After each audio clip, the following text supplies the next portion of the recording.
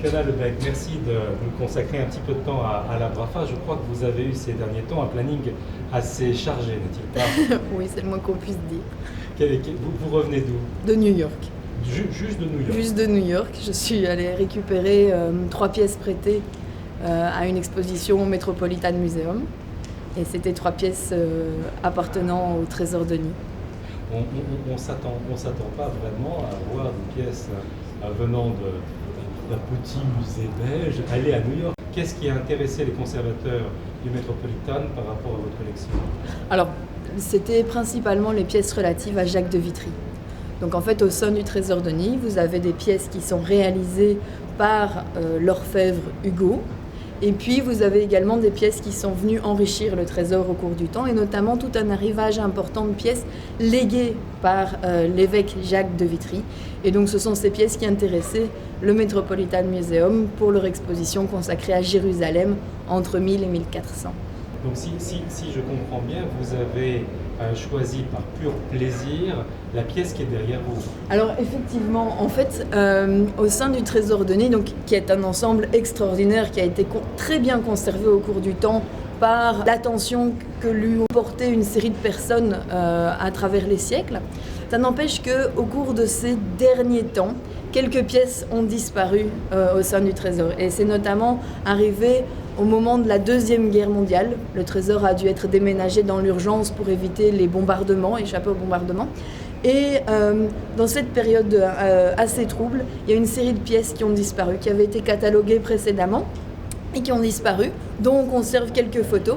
Et en fait, il y a notamment 2 vases en noix de coco, donc vraiment de ce type-là, noix de coco montée sur monture en argent. Et depuis que j'ai découvert le fait que ces quelques pièces avaient disparu, je dois avouer que chaque fois qu'il y a une foire, chaque fois qu'il y a une vente, et chaque fois que je vois ce type de vase, eh bien, je m'arrête parce que des fois que ce seraient les pièces qui ont disparu au sein de notre trésor. Monsieur Larchat, s'il vous plaît, est-ce que vous pourriez avoir la gentillesse de lui passer la coupe? Voilà, avec plaisir. S'il vous plaît. Merci. Alors, qu'a-t-elle de particulier pour vous? Alors, déjà, c'est cet assemblage du brillant de l'argent qui m'intéresse, avec le côté profond, la couleur profonde de la noix de coco. Alors, ça change aussi de texture, puisqu'on a à la fois une noix de coco qui est brillante, mais qui est texturée sous la main, et l'argent, lui, est lisse, même s'il est travaillé en surface, en profondeur, etc. Donc, moi, je dois dire que c'est ça principalement qui me plaît dans ce type de pièces. On a aussi le côté exotique de la noix de coco qui intervient et qui est assez intéressante au niveau des siècles qui terminent le Moyen-Âge et tous ces siècles Renaissance, 16e jusqu'au 17e. Et la noix de coco évoque l'ailleurs, évoque les grandes découvertes, évoque justement toute cette curiosité vers l'extérieur. Et tout ça est monté sur de l'argent par des ateliers qui sont bien de chez nous.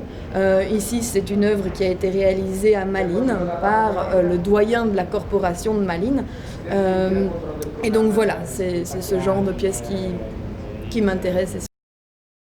Que vous tenez en main, est-ce qu'il est comparable à ceux que vous connaissez dans les collections du musée?